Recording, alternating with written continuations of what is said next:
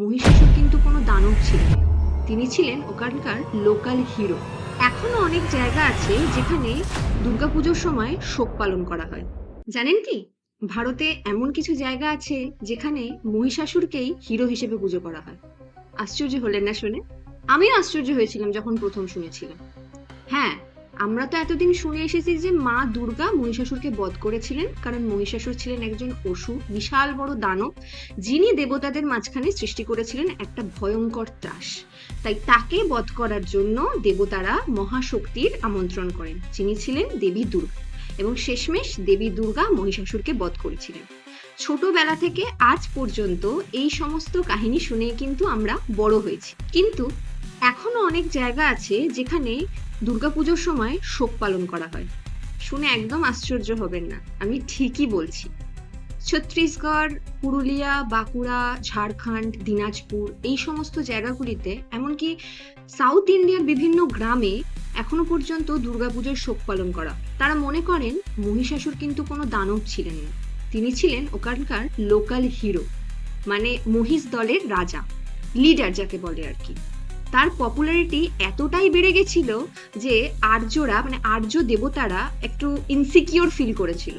সেই কারণে তারা দেবী দুর্গার মতো একজনকে নিয়ে এসেছিল, যাতে মহিষাসুরকে তারা কিছুটা দমন করতে পারে। এবার মহিষাসুর তো সরল মনের মানুষ, তিনি শেষমেশ দেবী দুর্গার প্রেমে পড়ে গেলেন, তার সরল মনে দেবী দুর্গার প্রতি তিনি আকৃষ্ট হলেন, এবং শেষমেশ দেবী দুর্গার হাতেই কিন্তু তিনি নিহত হলেন।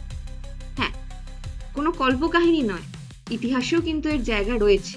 পুরুলিয়া, বাঁকুড়া, এই সমস্ত জায়গায় কিন্তু মহিষাসুর মেলা বলে আজও একটা মেলা হয়। এমনকি মাইসোর সিটির নামটাও কিন্তু এসেছে মহিষাসুরের নাম থেকে।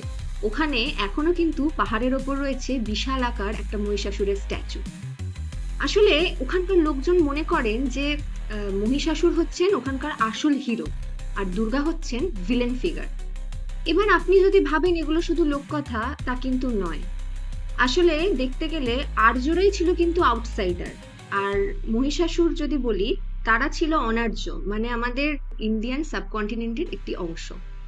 এখানে মহিষাসুর কিন্তু ছিলেন আমাদেরই লোক, আর মা দুর্গা ছিলেন স্বয়ং ভিলেন। মাইথোলজিতে আমরা দেখি আর্য দেবতা এবং অনার্য দেবতার মধ্যে কিন্তু একটা দ্বন্দ্ব রয়েছে, আর এই দ্বন্দ্বের থেকেই পরবর্তীকালে আমরা দেখি নানা রকম পৌরাণিক গল্প গড়ে উঠেছে, যেমন সুর অসুরদের গল্প বা বিভিন্ন দেব দেবতাদের মধ্যে যে যুদ্ধ হয়েছিল সেই সমস্ত গল্প।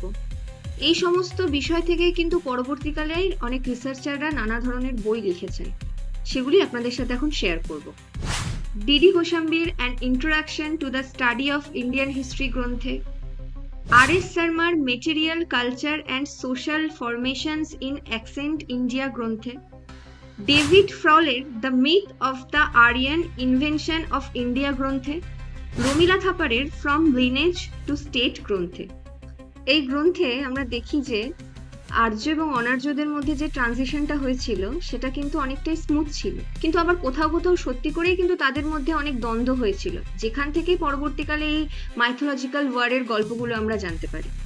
তাহলে এখন বড় প্রশ্ন হলো, মহিষাসুর কি সত্যি একজন মাইথোলজিক্যাল ভিলেন ছিলেন, নাকি ছিলেন অনার্যদের হিরো, যাকে আর্যরা একজন ভিলেন হিসেবে আমাদের কাছে ন্যারেট করে গেছে? কিন্তু শেষমেশ সবটাই হচ্ছে আমার আপনার দৃষ্টিভঙ্গি।